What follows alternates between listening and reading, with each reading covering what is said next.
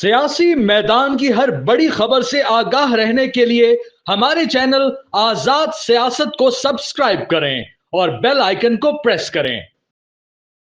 9 मई के रोज़ एक इनकलाब बर्पा करने की आवाज़ें लगाई जा रही थीं एक पार्टी की तरफ से, और सड़कों पे, चाहे वो लाहौर हो, चाहे वो पेशावर हो, चाहे वो रावलपिंडी हो, चाहे वो कराची हो या कोई भी शहर हो, आपको इस पार्टी के फॉलोअर्स दिखाई दे रहे थे जो ये क्लेम कर रहे थे कि ये सक्सेसफुल रेवोल्यूशन का एक पहला कतरा है जो आसमान से गिर गया है, और इसके बाद जो सैलाब हम लेकर आएंगे वो तमाम ऑप्रेसिव कुव्वतों को बहाकर अपने साथ ले जाएगा। और इसके साथ साथ ये कि जेल से निकलने के बाद एक शख्स ये कह रहा था दरअसल कि अब तो मुझे अगर ना छोड़ा तो दरअसल इसके बाद तो मज़ीद खून खराबा हो सकता है। काफ़ी लोगों के मरने के बाद कोर्ट से बाहर आकर विक्ट्री के निशान बनाए जा रहे थे, स्माइल पास की जा रही थी। तो उस वक्त ये क्रिस्टल क्लियर था कि जिस तरह वो कहा जाता है ना, एक जर्मन फ़लसफ़ी था नीचे, उसने ये बोला था कि सियासतदान सारे अवाम को 2 हिस्सों में बांट देता है, टूल्स और एनिमीज़। पहले वो जिनको वो इस्तेमाल करके टिश्यू पेपर की तरह फेंक देते हैं, और दूसरे वो जिनसे वो दुश्मनी डाल के जज्बात को उभार के वोट लेते हैं। तो नज़र आ रहा था कि सड़कों पे जो सब लोग फिर रहे हैं 9 मई के रोज़, वो टूल्स की तरह इस्तेमाल होंगे और उसके बाद में फेंक दिए जाएंगे।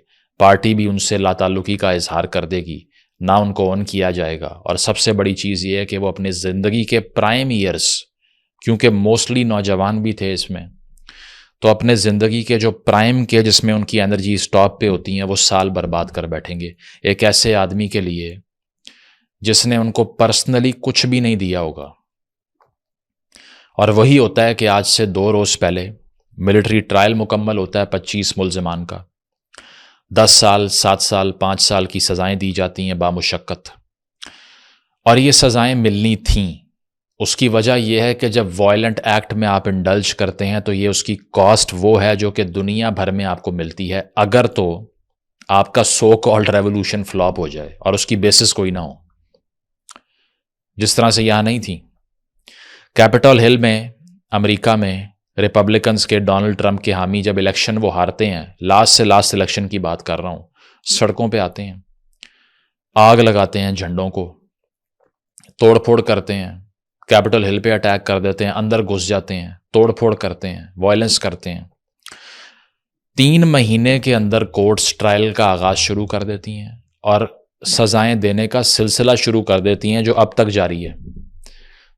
वीडियोस आइडेंटिफाई की जाती हैं, वीडियोस की बुनियाद पे सफिशिएंट एविडेंस उनको करार दे के 1400 लोगों को सज़ा सुना दी, 1400 पीपल। और यहाँ हम लोग सोए रहे।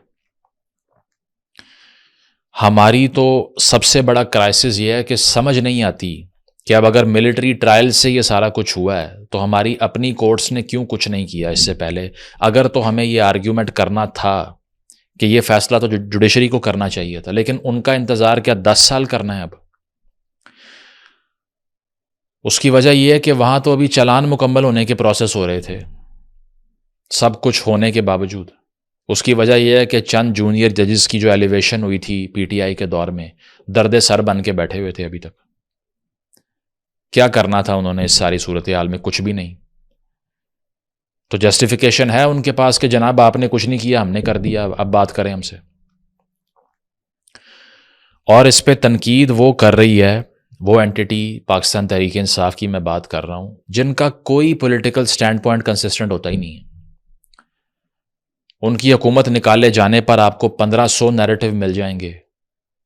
अमेरिका से शुरू हुए डोनाल्ड लू तक पहुँचे, यूरोपियन फॉरेन मिनिस्टर तक पहुँचे, इसके अलावा फिर बाद में मोहसिन नकवी साहब पे आ गए। ये सारा सफ़र उन्होंने सक्सेसफुली तय करते हुए सऊदी अरब पे ख़त्म किया रिसेंटली। आगे देखिए कि शायद अफ्रीका, तंजानिया, ओमान सारे ऐड कर लें और भी मुल्क।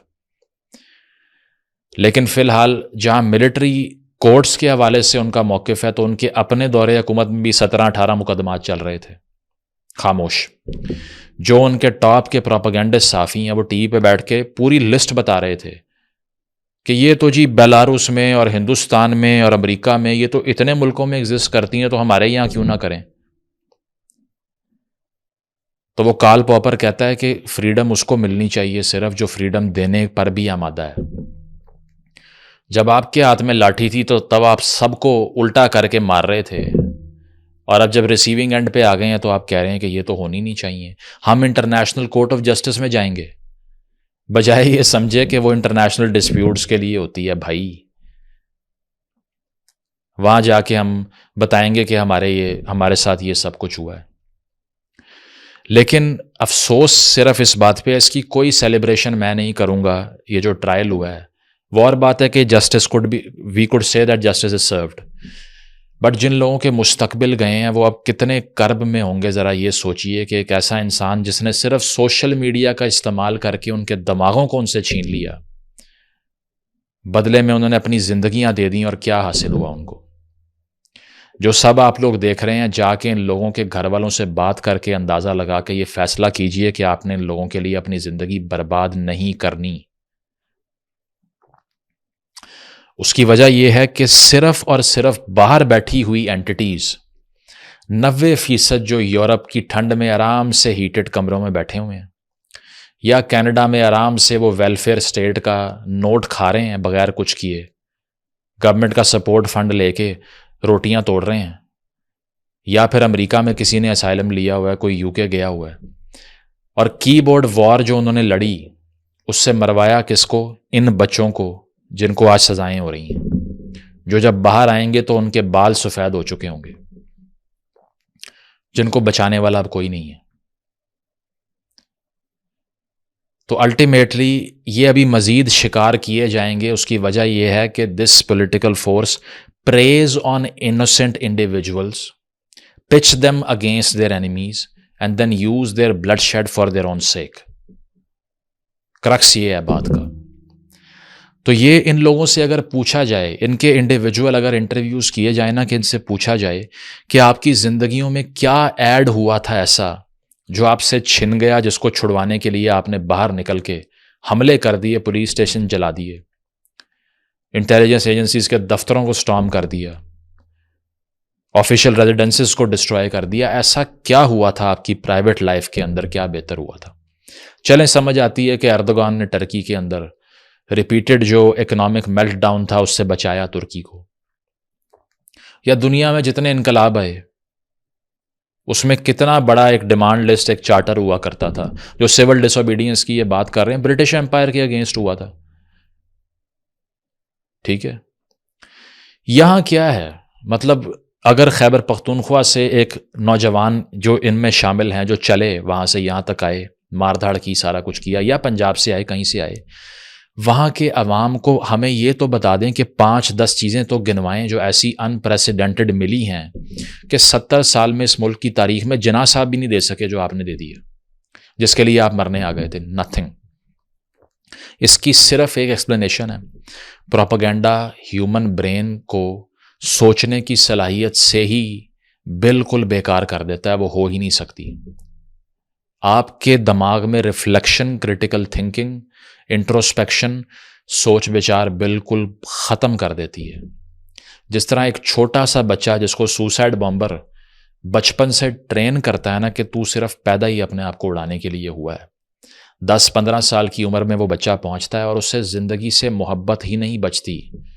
वो खड़ा होता है किसी बाजार में, बटन प्रेस करता है, and he is dead sure that he is doing the best act in the world. इसी तरह ह्यूमन माइंड जो है वो एक एम्प्टी स्लेट होता है, कोरा कागज होता है, जो मर्जी लिख दो उस पर। तो जब 15 साल से 8 बजे के शो में एक आदमी सोलो बैठ के ये बता रहा है 90 दिन में करप्शन ख़त्म, दीवारें गिरा दूंगा, गवर्नर हाउस की यूनिवर्सिटियां बन जाएंगी, 2 खानदानों की वजह से आपकी सारी मुस्तकबिल और फ्यूचर सारा बर्बाद हो गया, मैं सिर्फ ठीक कर सकता हूँ, बाकी सारे चोर डाकू हैं, जो मेरे खिलाफ है लिफाफा है, जो मेरे खिलाफ है पटवारी है, जो मेरे खिलाफ है चोर है, 10% है। तो वो इतना repeatedly over the period of time सुनाया गया है दैट मैनी जनरेशंस, अब मैं जनरेशंस कह रहा हूं, सिर्फ जेनजी नहीं, पिछली वाली भी, have lost the capability of reflection and thinking, कि क्या हम इस्तेमाल तो नहीं होने लगे किसी आदमी की जाती अना के लिए। ये सोचना ही बंद कर दिया और ये रिजल्ट आया, और आगे मजीद भी आएगा, क्योंकि अभी और भी मुल्जिमान हैं। और कोर्ट्स ने तो कुछ करना नहीं है। अगर करना भी है तो वो आपको पता ही है कि उसका क्या इफेक्टिवनेस होती है।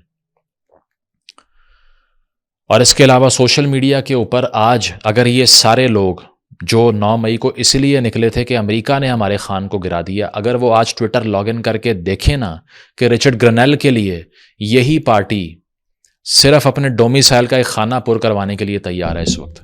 समझ रहे होंगे आप मैं क्या बात कर रहा हूं। इतनी नाशाइस्ता बात करनी नहीं चाहिए कि उसको मैं डायरेक्टली आपको असर्ट करके समझा दूं, आपने इशारतन समझ ली होगी। शिकायतें लगा रहे हैं उसको टैग करके कि ये देखें ये इन्होंने हमें ये कह दिया और ये कर दिया। आपने तो आज़ादी उससे लेनी थी, उस मुल्क से। लेकिन आज आप देखिए कि कोई एक स्टांस पे खड़ा नहीं रहा। कॉस्ट क्या गई? ये कॉस्ट है, 25 लोग कॉस्ट है, इनके फ्यूचर, इनके मुस्तकबिल, इनके ख़ानदान और उनके वालिदैन के आंसू कॉस्ट हैं। कोई एक आकर बताए कि किस सॉलिड चेंज जो कि ज़ाती ज़िंदगी में आया उसके लिए मरने आए थे। Nothing, zero. तो बहुत बड़ा सबक है ये कि अगर इस सारे लेसन से आप ये सीखें कि अगर हमने बाहर आना है और एहतजाज करना है तो उसका तरीक़ाकार क्या है। इस तरह के सियासी लीडर अपनी ज़ाती पार्टी को एजुकेट नहीं करते। पॉलिटिकल लीडर्स ने हिस्टोरिकली हमेशा सबसे बड़ा किरदार अपने कारकुन को एजुकेट करने का किया है। मैं आपको 1000 सियासतदान गिनवा सकता हूं जिसने इतना इन्फॉर्म्ड पॉलिटिकल वर्कर पैदा किया है कि वो ऐसे एहतजाज करता है कि वो इतना इफेक्टिव होता है कि रियासतें भी बात करने पे कंपेल हो जाती हैं। यहाँ जो पॉलिटिकल ट्रेनिंग कंटेनर पे खड़े होकर दी गई है वो मर जाएंगे या मार देंगे, इसके अलावा कुछ भी नहीं है। नकलें उतारना, बिल जलाना, मिसोजिनी करना, ख़वातीन के ख़िलाफ़ ज़्यादती को जस्टिफाई करना, ये कह कर के ऐसे कपड़े पहनोगी तो यही होगा एज अ प्राइम मिनिस्टर। इस सब के अलावा जब किया ही कुछ नहीं, बच्चे ने देखा ही कुछ नहीं जो उसको फॉलो कर रहा है, वो क्या करेगा इसके बाद? तो जब पॉलिटिकल ट्रेनिंग ज़ीरो होगी तो रिजल्ट भी यही डिस्ट्रक्शन होगी। सिर्फ उन सियासतदानों को फॉलो कीजिए जो आवाम को लिटरेट बनाते हैं या इतनी सेंस देते हैं कि एहतजाज का तरीक़ाकार क्या है। अदरवाइज ये कॉस्ट बढ़ती जाएगी और वो फिर बाहर आके विक्ट्री के निशान बनाएंगे and they won't give a damn about your children. इसको रोकने के लिए बहुत से ऐसे एहतजाज दुनिया भर में होते हैं जहाँ पे एक्शन कमेटियाँ होती हैं, पूरा डिमांड का चार्टर होता है, ज़ाती ज़िंदगी में बदलाव लाने के लिए लोग अपनी स्ट्रगल करते हैं। यहाँ किसके लिए आ रहे थे? एक आदमी के लिए जो कि अना का मरा हुआ है। तो लेसन ये है कि रेट्रोस्पेक्ट में ये देखिए कि मज़ीद हमने ये नुकसान नहीं होने देना। और ये जो लोग आज मिलिट्री कोर्ट्स की कंडमनेशन कर रहे हैं, इनके सब के पुराने क्लिप्स निकाल के इनको दिखाइए, चौकों में LCDयाँ लगा के ना उसको प्ले कीजिए, ताकि इनका मज़ीद जो फ्रॉड है ना, डेमोक्रेटिक फ्रॉड जो ये करना चाह रहे हैं कि हम तो जमहूरी लोग हैं, हम तो कॉन्स्टिट्यूशन की बहाली की स्ट्रगल कर रहे हैं, आप सिर्फ गोद में वापस बैठने की स्ट्रगल कर रहे हैं और तो कुछ भी नहीं है। तो इनको अपना पुराने बयानात दिखाएं, इस चुंगल से बचें, हाथियों की लड़ाई में घास बनने से इज्तनाब करें, अदरवाइज बच्चों का मुस्तकबिल बर्बाद होता रहेगा। Thank you.